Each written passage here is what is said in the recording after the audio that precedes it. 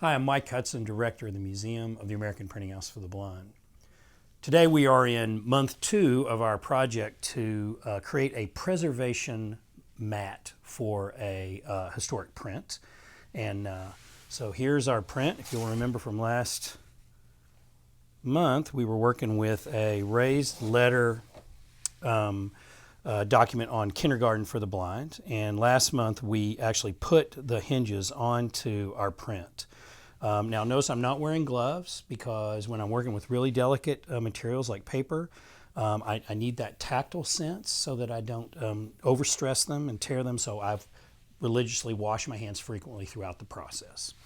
So I'm going to close, just so I can turn this thing over safely, I'm going to close my envelope, my folder, and then turn it over again. And that gets me, my print is now on its back without me having to stress it. And then I'm just going to slide it off onto my mat board. Now let's talk about our materials. First, I've pre-trimmed to size a couple of pieces of 100% cotton rag mat board. That's very acid-free stuff, and we want to surround our historic materials with archival materials, meaning things that can be in touch with them for a long time without actually damaging our historic materials. And so 100% cotton rag mat board, that's the good stuff. Now we've also got our materials here. We've got our some little pieces of plastic mylar, right? Polyester. We've got some blotter and some remay. This is just this little spun fiber. We've also got our distilled water. We don't use tap water, we use distilled water. We've got a brush, and we've got our T-square, right? So what we're going to do in this step is we're going to moisten the tissue, the hinging tissue. We're going to position our print so that it is perfectly positioned on our backing mat board, right? So the first thing we're going to do is we're going to slide a couple of pieces of our mylar underneath it so that we don't actually end up sticking our print to our mat board before we want it to stick, right? Then we're going to take our distilled water, get our brush wet, but not very wet, right? Not very wet. And then we're just going to paint onto our tissue. We don't want it very wet at all. And we don't want to get too close to the print. So we're only going to start maybe about 1/8 of an inch away from the edge of where the hinge touches it. And then we're going to brush it out really good. We don't want it too wet. We just want it moist. So that's good. Now we're going to take our print. Going to take our mylar out from underneath it. And we're going to flip it over. And now we're going to take our T-square and we're going to use that to position it on our mat board. We want it pretty much going to be even boundaries. So we've got 2 1/8 up at the top. So we're going to actually make our bottom bigger than our top. We're going to make it 2 1/8. The top will be 2. And then over here on the sides right now we're looking at about 2 3/8 and 2 1/8. So we know that we can slide this over probably to about 2 1/4. We want to be very careful with our edges here.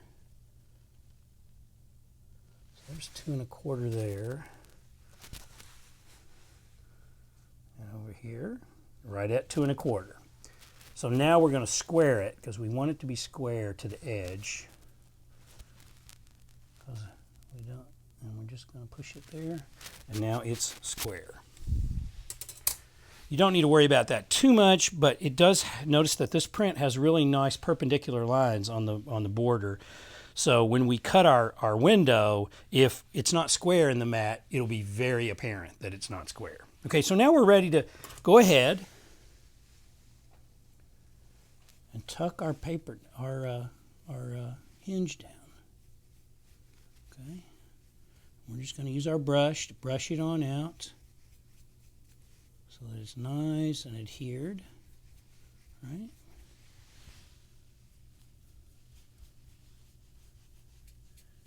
and sticks to our mat.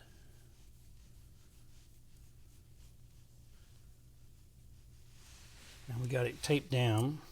I'm going to put a piece of reame on top of it. And what the reame does is it allows the moisture to just wick through to our blotter, right? So we put a nice dry piece of blotter on there. And then, I didn't mention this when we were talking about our materials, but we need these little weights. And you can either buy these little bags full of ball bearings, or you can even use these. You can get these aluminum bars, glass sheets, heavy glass sheets work. We like these little bags. So I'm just going to put that down there. Now, I'm going to set a timer on it, and every 10 minutes or so, I'm going to come back and I'm going to change the blotter. And this will dry pretty quickly, and we're ready actually now to move on to our third stage, which is to cut the window mat. So our mat is on here, it's attached. First thing we're going to do is we need a piece of mat board that's identical in size to the backing board, right? So in this case, it's 16 by 18. I wanted about a 2-inch margin around the entire print. So now I'm going to take some measurements. I'm going to write them down, right? So I know that I want my window mat to slightly overlap the edges of the print, right? So I'm looking here. I've got my little plastic T-square here, and I'm looking at, I want my bottom mat to be about 2.5 inches.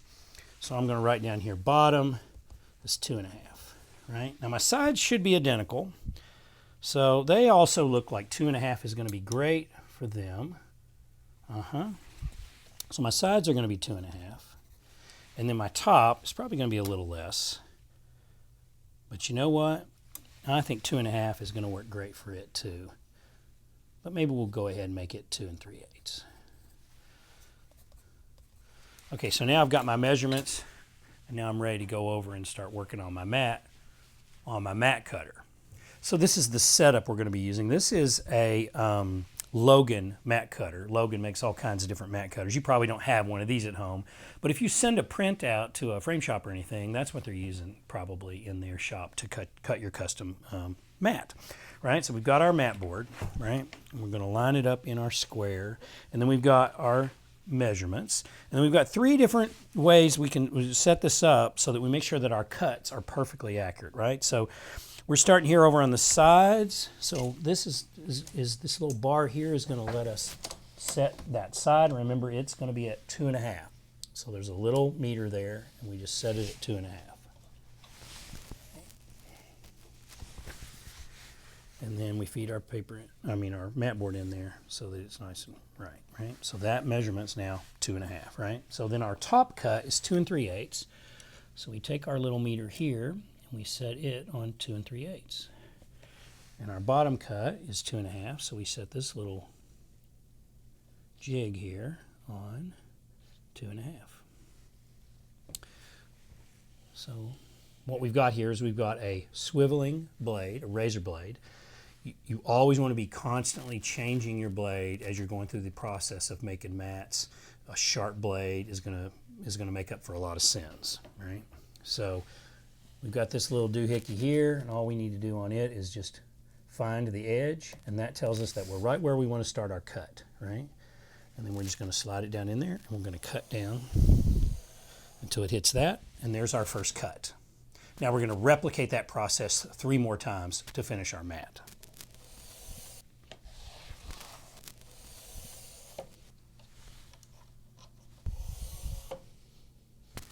Now, if we've got this right, when we lift our frame, our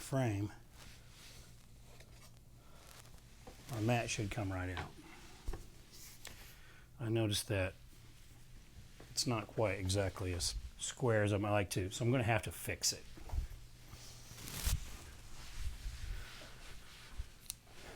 I'm going to do that with my little handheld knife, and all I'm going to do here is just make sure that my cuts go all the way to where I wanted them to.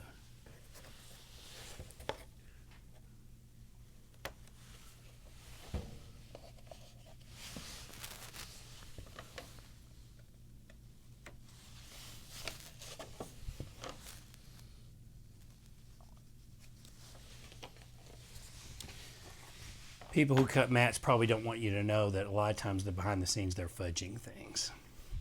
Now we've got our window mat and we're ready to put it on our historic print. So there's our window, it's finished. If we got it right, we should be able to lay it down on there and it should fit right and nice, and it does. And there is our finished preservation mat. And we could either put this right into storage, and now the relief of this raised letters is being protected from anything that might be stacked on top of it, or we could get us a nice 16 by 18 frame and it's ready to go on display.